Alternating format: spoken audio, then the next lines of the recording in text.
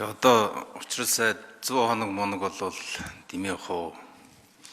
Та бол тийм шин засгийн газрын тэргүүн гэж өөрийгөө бодож юусоо болохгүй. Яг 10 жил ирэх барьсан тэр Монгол Ардын намын засгийн газрын мөргөлжлөл гэдгийг бол их хатуу ойлгох хэрэгтэй. Тийм учраас бол ард түмэн болоо сөрөгчин танаас нэг л зүйлийг шаардна. Энэ амлалт.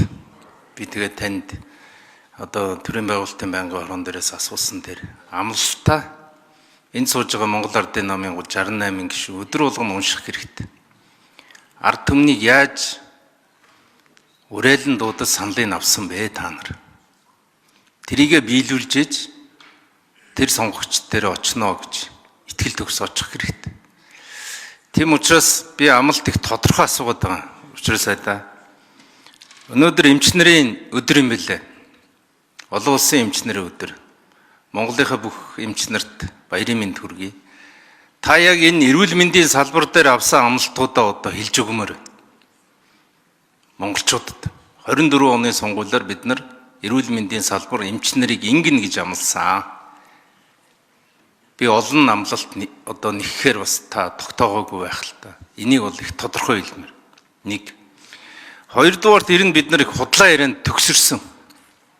Маш их худлаа ярьдаг болсон. Жишээлбэл сая дотоодын нийт бүтээгдэхүүн 5 дахин нэмэгдлээ гэж 10 жилд. Яг 10 жилийн өмнө дотоодын нийт бүтээгдэхүүн нэг хүнд оногдох дотоодын нийт бүтээгдэхүүн хэдэн Америк доллар байсан бэ? Өнөөдөр хэдэн Америк доллар байгаа вэ? Энэний зөрүүг дотоодын нийт бүтээгдэхүүний өсөлт гэж хэлдэг юм аа. Төгрөгийн ханшаа унгаад унагсан ханшаа уянгалан том ярихаар бид нар ингээд төөрөгдөд байгаа юм аа. Тийм учраас би танаас нэг зүйлийг асуух гэж. Одоо бид улирал болгоноор дотоодын нийт бүтээгдэхүүний өсөлтийг гаргадаг. Яг яаж гаргадаг? Энэ аргачлалыг одоо монголчуудад хэлж өгөх хэрэгтэй. Өнгөрсөн 10 сар бол бүтэн худлаа ирсэн. Огт ажил хийгээгүй. Мега төсөл гэхэлэр мангас шиг юм ярьцгаасан, бүгд зүхтаасан. Өнөөдөр харин учрал сайд би гангийн үйлдвэртэй болно, зэсийн үйлдвэртэй болно, нүүрс химийн үйлдвэртэй болно гэж хэлж чадж байгаад нь талархаж байгаа. 2 жилийн өмнө ийм хийнэ гэд явж исэн, алхаж исэн улс төрийн хүчин өнөөдөр жил хүрээгүй хугацаанд хоошоо ухарч юусоо болдгоо маа. Тийм учраас бол миний хүсэж байгаа зүйл одоо би танаас нэмээд асуумаар байна. Асхтын ордог яах? Түрүүн бэсэн гişүн асууж л. Зүүн босоод тэнглэгийг яах? Одоо бид нар Ган төмөр сайд бол бас эдийн засгийн хөгжлийн сайд байсан. Ган төмөр сайдаас би ажлыг авсан.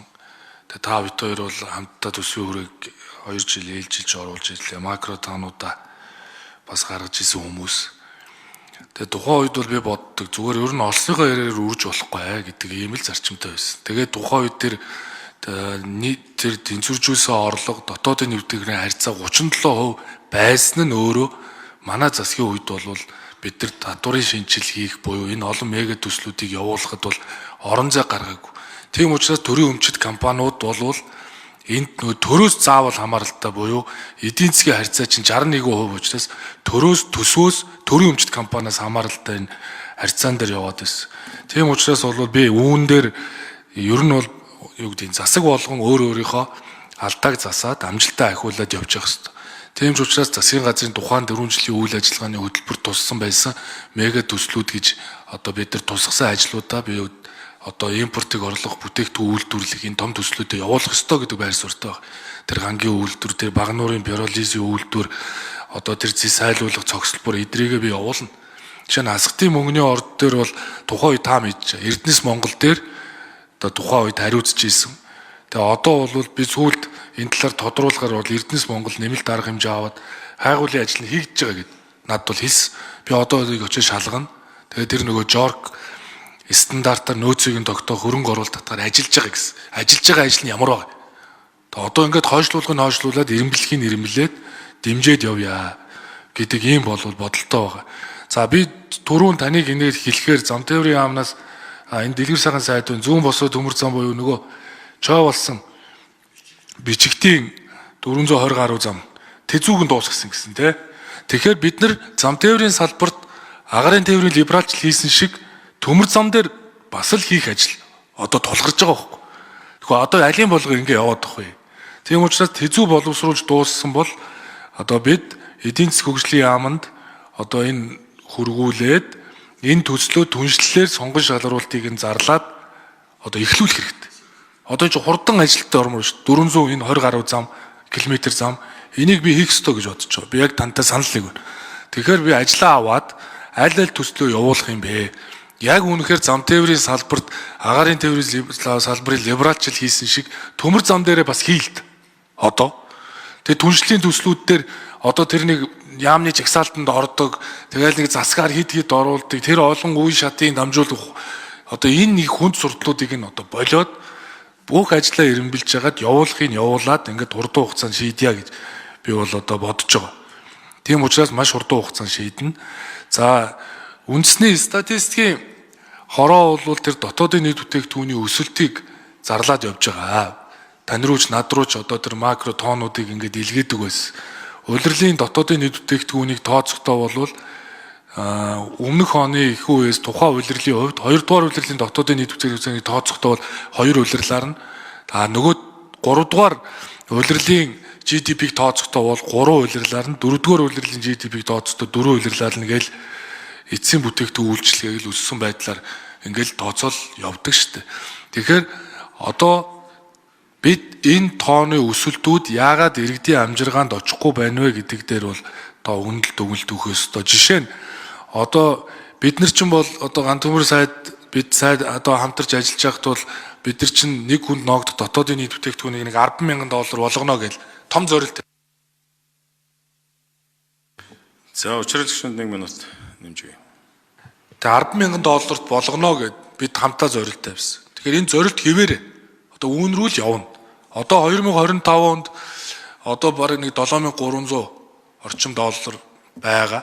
Тэгэхээр цаашдаа бол бид нар энэ 10,000 доллар руу хүргэнэ гэдэг зорилтоо тавих ёстой. 25 онд бол нэг энэ чинь нэг 7,300 байсан бол 15 онд бараг 10 жилийн өмнө 4,000 хүрэхгүй л байхгүй.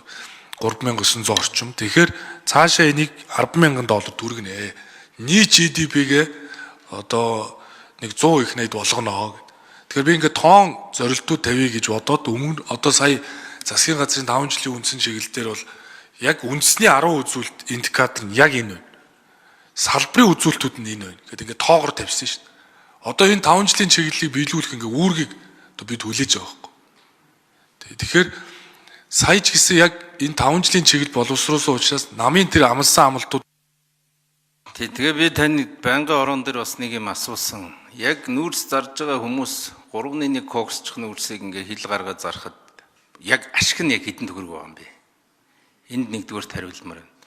Хоёрдугаар дэр нь бол та бүхний ярих яриа бол хэмжээтэй. Учирсай та. Энэ амлалтын дотор яаж гэнэ? Энээс хэтэрч ярьж болохгүй. Энэ амлалтанд байгаа зүйлийг хийх нь та нарын ариун үүрэг, өөр юу ч биш. Тийм учраас бол одоо шинэ юм бодож олъё, одоо нүрээс олъё, одоо тгий инги гэдэг биш. Манипуляц хийх биш. Ерөөсөө энэ амлалтынхаа ард гарах тухайд үнэнчээр ажиллаач л гэж хүсэж байгаа. Тэгэх юм бол Монгол улс бодитоогоор өөрчлөгдөнө. Бодитоогоор өөрчлөгдөнө. Тийм учраас бол бүсчилсэн хөгжлийн бодлогоос битгий ницаач гэж. Одоо төсвийн хүрээнд дээр бол нүүрсийг чинь бид нар дунджаар 70 доллар гэж тооцсон. Бие хэмжээ 90 сая тонн байгаа шүү дээ.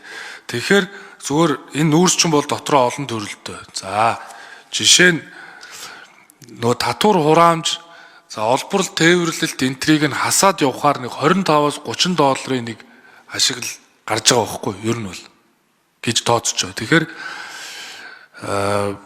энэ цэвэр ашиг нь бол ийм тооны хэмжээтэй л байгаа. Тэгэхээр мэдээж дотроо олон төрөл. Бүсчилсэн хөгжлийн бодлого дээр бол ухраагүй. Энэ бол засгийн газрын үйл ажиллагааны хөтөлбөр. Би бүсчилсэн хөгжлийн бодлогыг хэрэгжүүлнэ.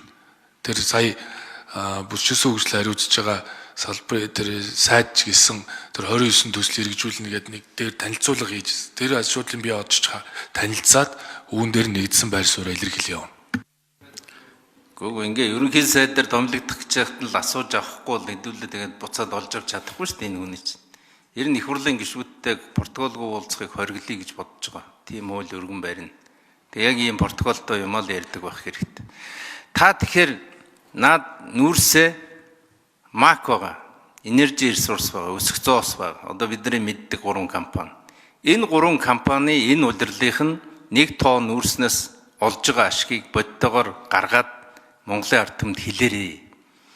$25 гэдэг чинь зохиож байгаа шүү та нар.